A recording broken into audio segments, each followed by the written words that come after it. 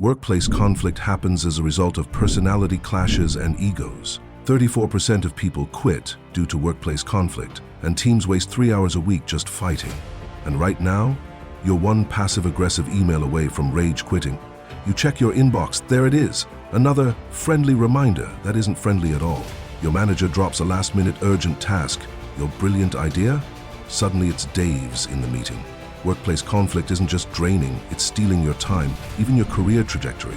But what if you could outplay them without needing a therapist on speed dial? 2,500 years ago, Confucius cracked the code on toxic co-workers. And today, let's just say Karen from accounting won't see it coming. My workplace is basically a daily battlefield. Help me. The struggle of many before you. Tell me, do you seek to defeat your coworkers, or do you seek to understand them? I seek to not lose my mind, and maybe avoid sending an email I'll regret. There's always that one person who sends friendly reminders that aren't friendly at all. If I have to read per my last email one more time, I'm gonna lose it. A tree does not fight the wind. It bends, yet stands tall. Respond with gratitude, not fire. And remember, even the sharpest sword cannot cut water. Let your calmness flow around their irritation. Fine, I'll reply. Thanks for the reminder. I'll have an update soon, instead of not sure if you realize how busy I am. But what if she keeps doing this? Oh, being the bigger person sucks. My manager just dropped a need this by EOD bomb. They think I have 36 hours in a day. I'm not a wizard. How do I say no without getting fired? Boundaries, when set with respect, do not weaken you. They strengthen trust. A river respects its banks, and yet it still reaches the sea. Set your limits, but let your words flow with kindness. Does this work? I will prioritize this task and do my best to complete it by EOD. However, I'm currently working on something with more priority. Could we discuss the best way to approach this? Nicely done. A wise person does not reject a task. They shape it to be manageable. This one colleague keeps CCing our entire team every time I make a tiny mistake. Like, just DM me and stop putting me on blast. How do I respond to that without it being messy? When your enemy digs a pit for you, build a bridge from it. So, I'll reply with, your keen eye is appreciated. I've resolved XYZ. In the spirit of efficiency and sparing everyone's inboxes, ping me directly for quick items like this. I'm happy to resolve things one-on-one so the group can focus on the project. Gratitude disarms the critic, and action silences the crowd. Office gossip. If I don't join, I'm left out. If I do, I feel guilty. It's like choosing between FOMO and becoming the star of next week's gossip. A person of virtue listens more than they speak. Shift the topic to something productive, or excuse yourself. Your reputation is built on the words you choose. So, walk away? Even if the tea is scalding? A true master knows when to stay silent. Harmony, not hostility, is the path to success. My boss keeps asking for hourly updates. Bro, I'm not a Sims character. Let me breathe. If I see just checking in one more time, I'm going to start sending updates like, currently blinking, will report back after my next breath.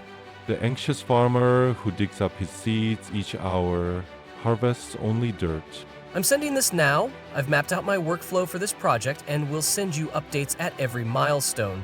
I'll send a progress update by 3 p.m. daily. This way you'll have meaningful insights rather than hourly fragments. Of course, I'll flag any roadblocks immediately. Appreciate you trusting the process. The wise carpenter measures twice, but does not strike the hammer hourly.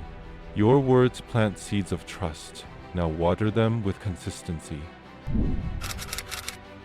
My working from home teammate is basically a ghost. Online just enough to avoid automatic status changes, but never actually available.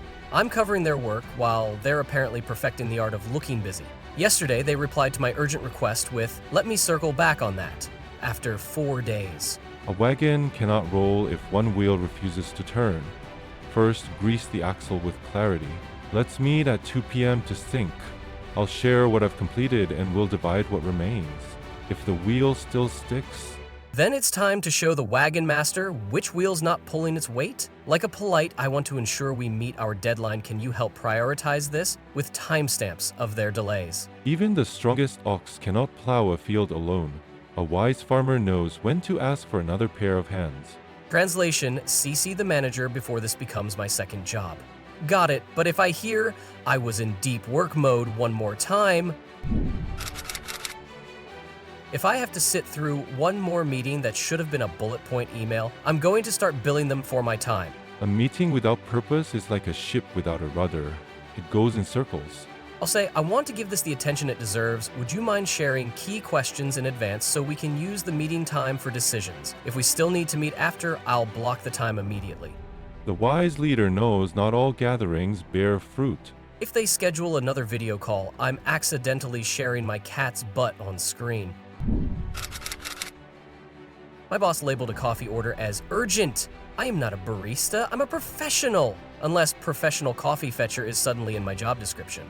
Not all fires require water, and not all urgent tasks require haste. A wise person knows which flames to fan and which to let burn out on their own. So you're saying I should ignore it because I'm this close to replying, sure, I'll grab the coffee. Should I also hand deliver it with a bow? Sarcasm is the weapon of the frustrated, not the wise. Instead, shape the request like water shapes stone, gently but firmly. If she fires me, can I live in your garden? But if I must, I'll send this on it. FYI, this means my current priority will be delayed. Let me know if that's okay. There's this annoying colleague who always tries to one-up me in meetings. If I say I finished a project, they'll say they finished 3. If I say I'm tired, they'll say they haven't slept in a week. Should I just start wearing a cape to work?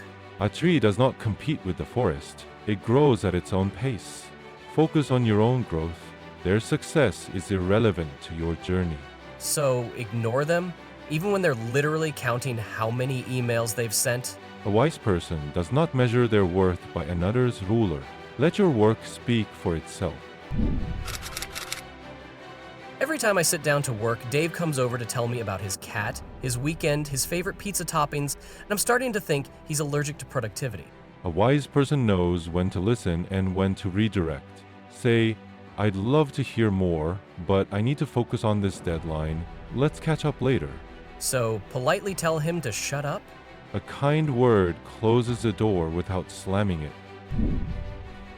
Okay, maybe I'll stick around, but if Dave borrows my charger again without asking, I'm hiding it in the ceiling tiles. The thief who steals a single thread will soon unravel the whole tapestry.